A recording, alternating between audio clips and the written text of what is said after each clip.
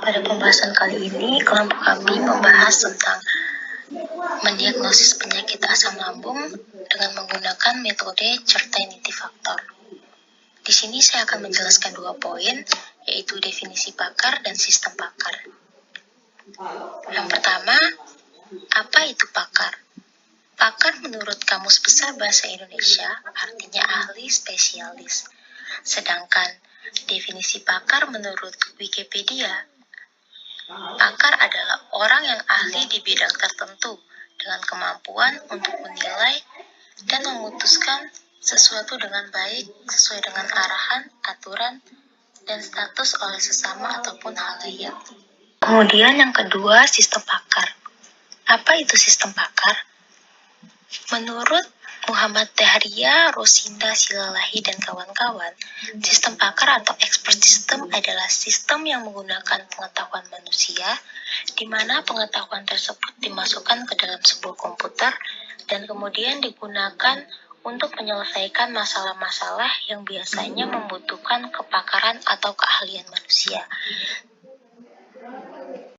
Dari pengertian di atas dapat diambil kesimpulan bahwa sistem pakar adalah sebuah sistem yang dapat menghidupkan keahlian seorang pakar dalam menyelesaikan suatu masalah. Oke, di sini saya akan melanjutkan penjelasan dari teman saya. Saya akan menjelaskan tentang manfaat sistem pakar.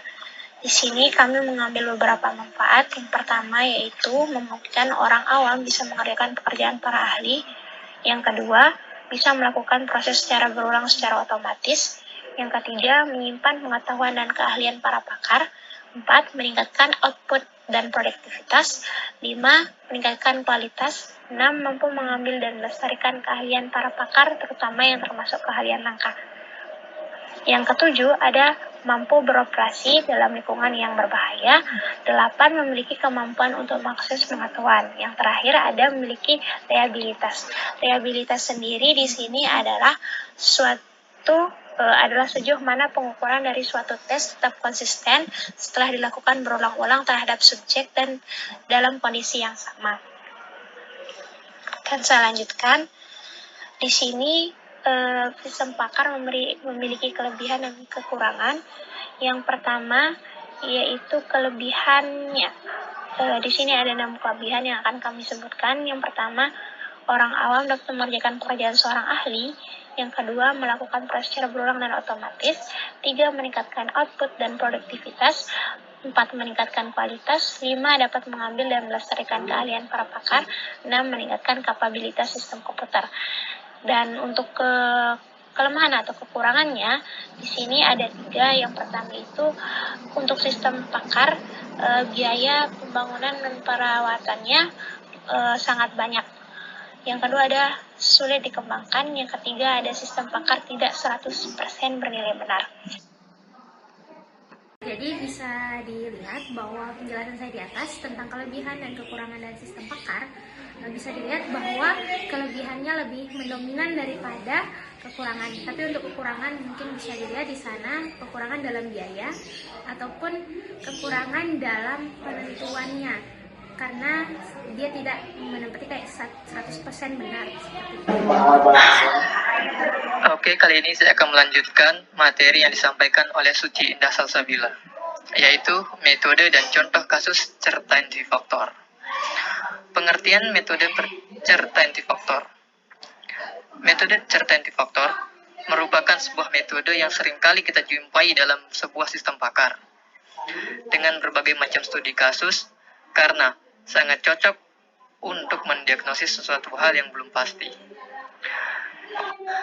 Kelebihan dan kekurangan metode certainty factor. Yang pertama, kelebihan certainty factor.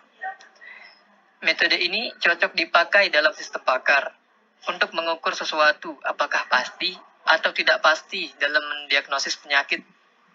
Yang kedua, perhitungan dengan metode ini dalam sekali hitung hanya dapat mengolah 2 data saja, sehingga keakuratan data dapat terjaga. Metode certainty factor. Kekurangan metode ini yang pertama, ide umum dari pengmodelan ketidakpastian manusia dengan menggunakan numerik metode certainty factor biasanya sering diperdebatkan. Sebagian orang akan membantah pendapat bahwa formula untuk metode certainty factor memiliki sedikit kebenaran. Yang kedua, metode ini hanya dapat mengolah dua data saja, yaitu ketidakpastian dan kepastian. Oke, kita masuk ke contoh kasus mendiagnosis penyakit asam lambung menggunakan metode certainty factor. Tabel nilai CF user dan CF pakar.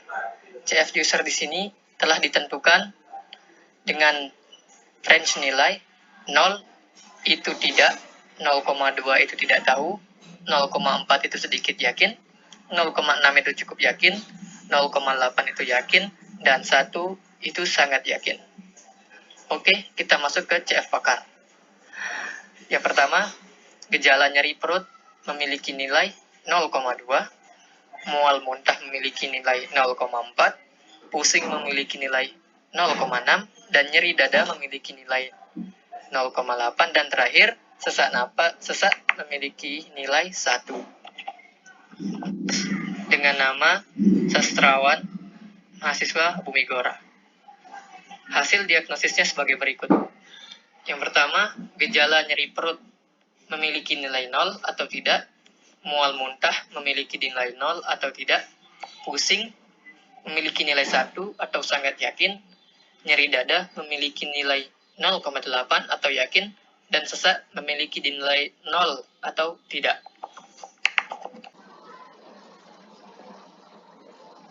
Begitu seterusnya, sehingga diperoleh tabel sebagai berikut.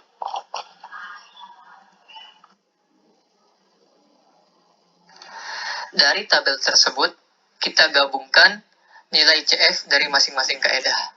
Yang pertama, kita akan mencari nilai CFH,EA, yaitu CFH,E1 ditambah CFH,E2 dikali buka kurung 1 min CFH,E1 tutup kurung sama dengan 0 ditambah 0 dikali 1 min 0 sama dengan 0. Sehingga dapat diperoleh nilai CFH,EA. Selanjutnya, kita akan mencari nilai CFH,EB. CFH,E3 ditambah CFH,EA, yaitu gabungan antara CFH1 dengan CFH2 dikali dalam kurung 1 min CFH,E3, sehingga hasilnya 0,24. Oke, kita lanjut.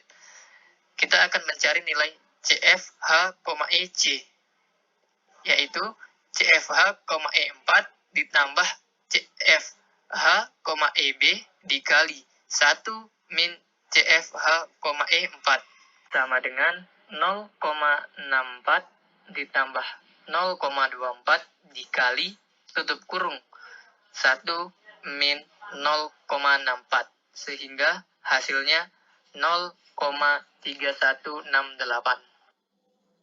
Oke, yang terakhir kita akan mencari nilai CFH,ED, yaitu CFH,E5 ditambah CFH,EC dikali 1 min CFH,E5 sama dengan 0 ditambah 0,3168 dikali buka kurung 1 min 0 tutup kurung sama dengan 0,3168. Dari hasil CF dihitung presentasi tingkat keyakinannya. CF combine CFH,ED dikali 100%, sehingga 0,3168 dikali 100% sama dengan 31,68%. Dapat kita simpulkan bahwa dari gejala yang sudah dialami pasien, memperoleh kepastian bahwa pasien tersebut mengarah ke penyakit asam lambung adalah 31,68%.